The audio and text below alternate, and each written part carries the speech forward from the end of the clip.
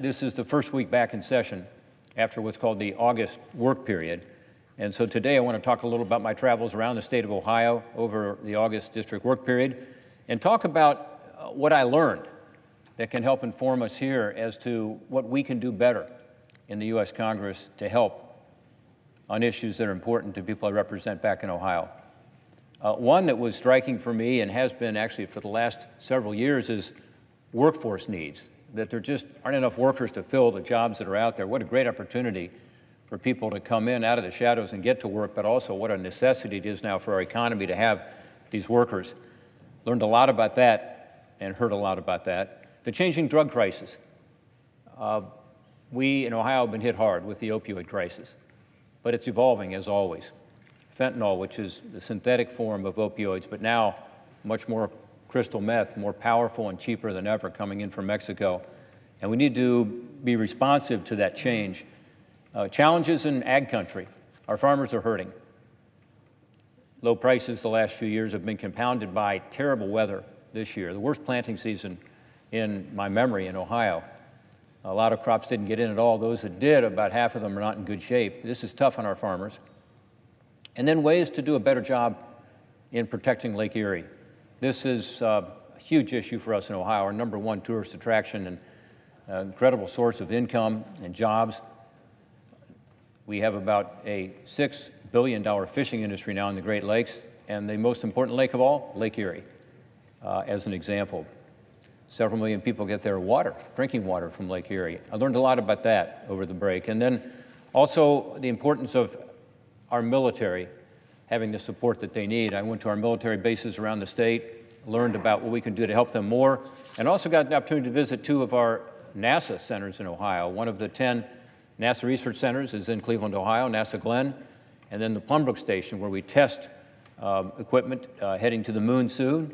That was very helpful to understand better about how we can be providing steady funding here in the Congress so that we can indeed fulfill our missions that we've always had here in this country, which is to push beyond the bounds. And in this case, to go back to the moon, have the first woman on the moon, and then eventually to go to Mars, and the benefits to that. So it was a busy month. I traveled to 39 different counties in Ohio over the last several weeks, more than 4,000 miles on my pickup truck, which now has over 180,000 miles on it, traveling around our state, 75 different events.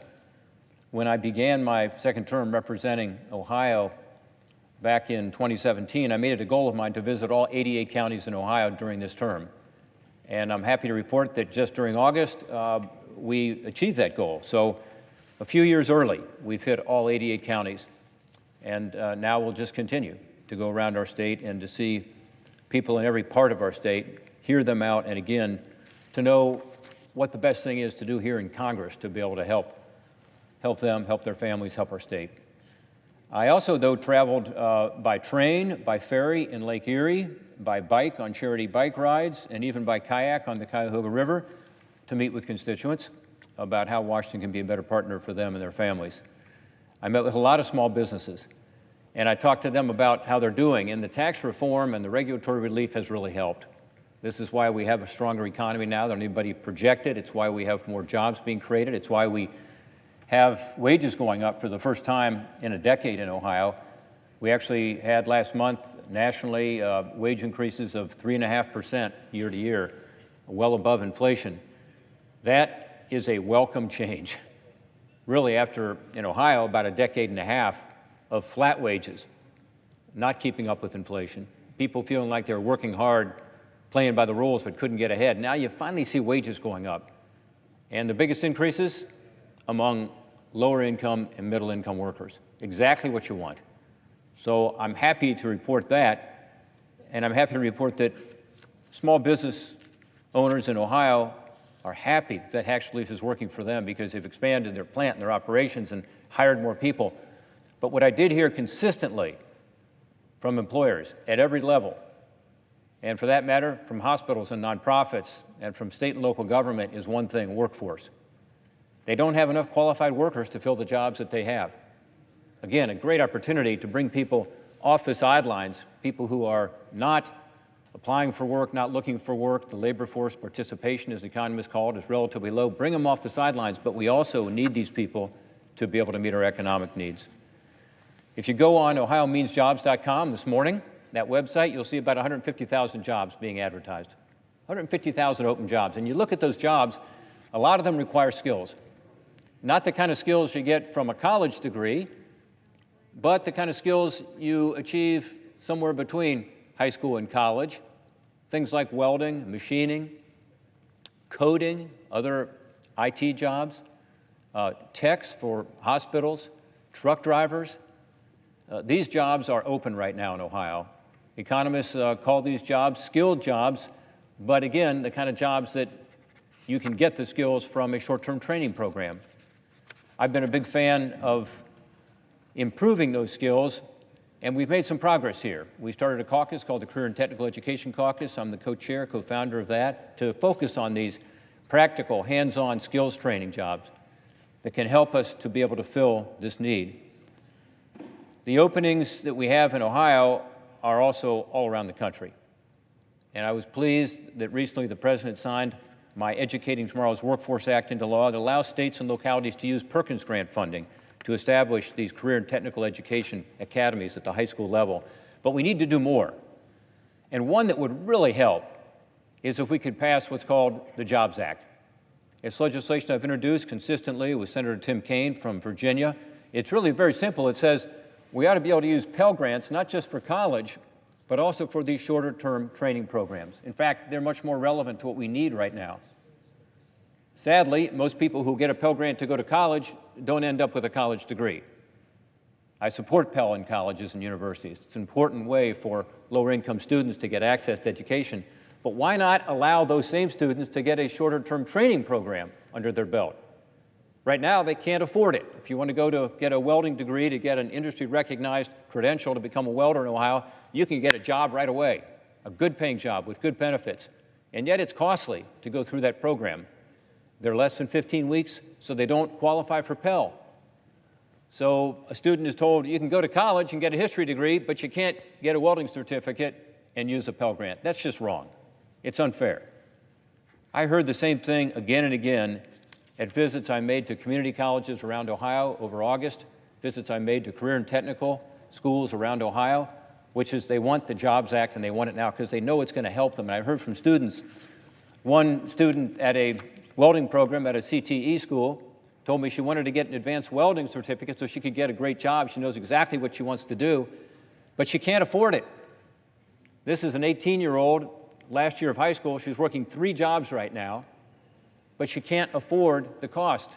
So she's probably going to take a Pell and go to college when she really would prefer to take a Pell and get this advanced certificate that's industry recognized so she could get a good welding job.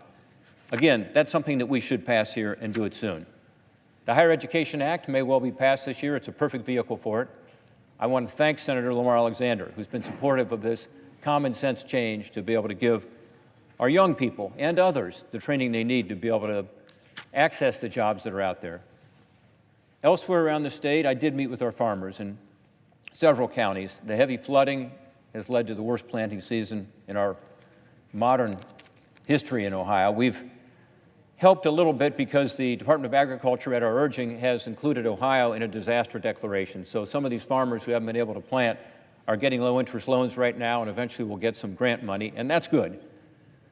But you know, these farmers also want to have the access to more markets around the world because they know that's going to increase their prices and enable them to get back on their feet after these tough times with the weather.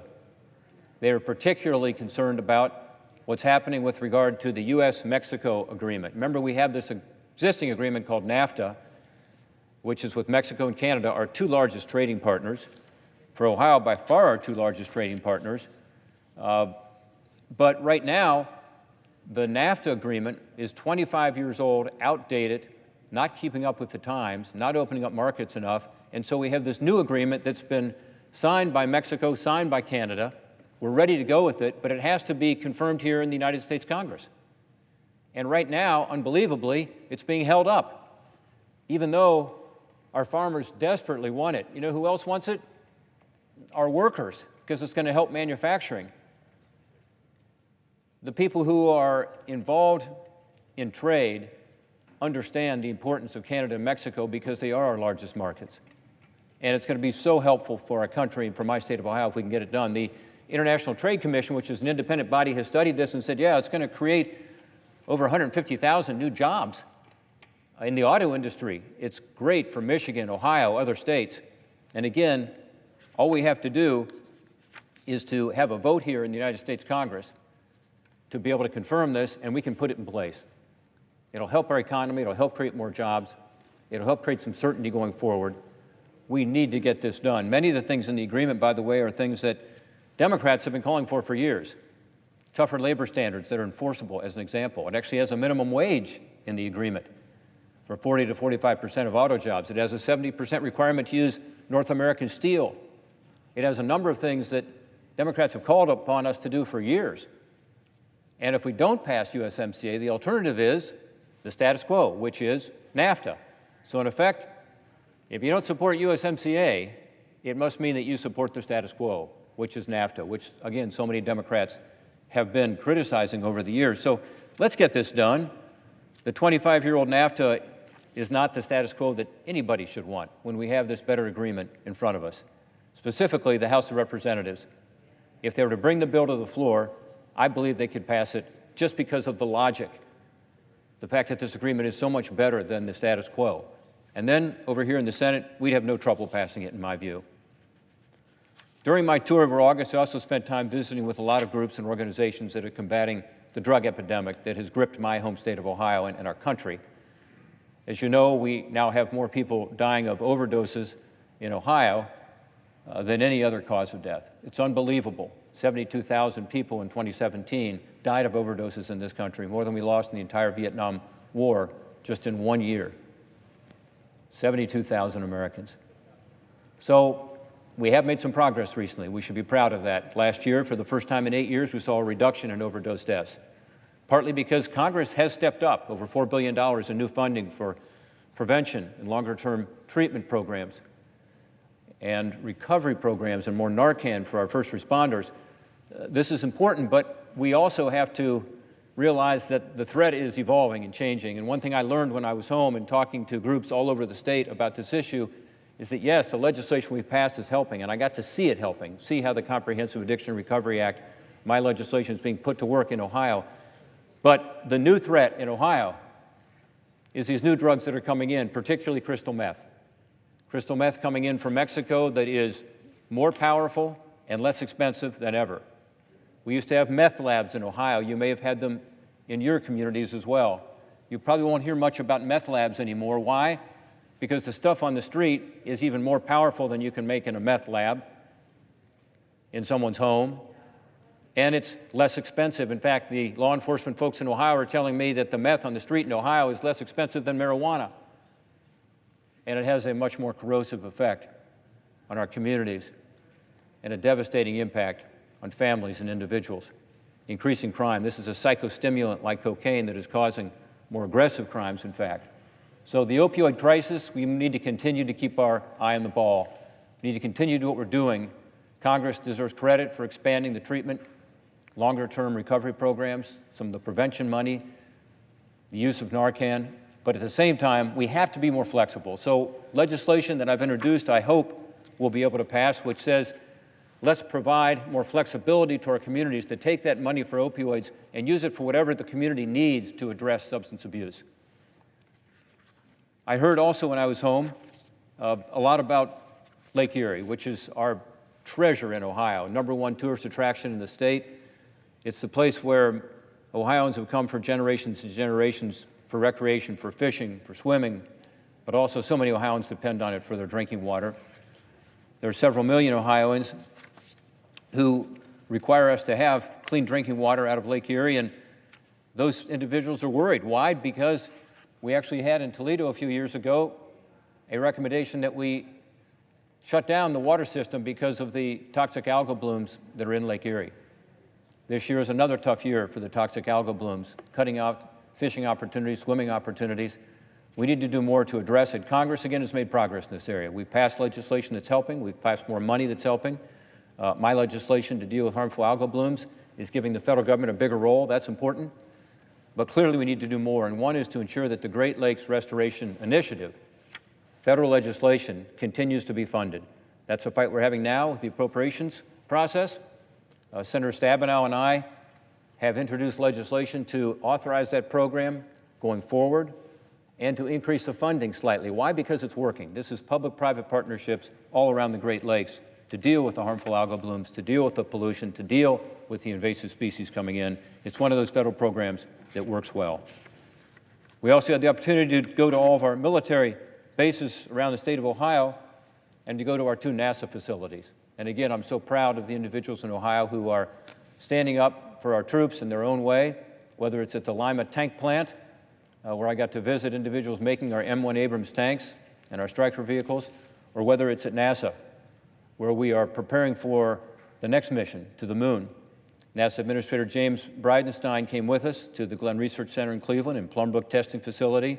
We got to see how those scientists and engineers, the best in the world, are working to complete the Artemis program.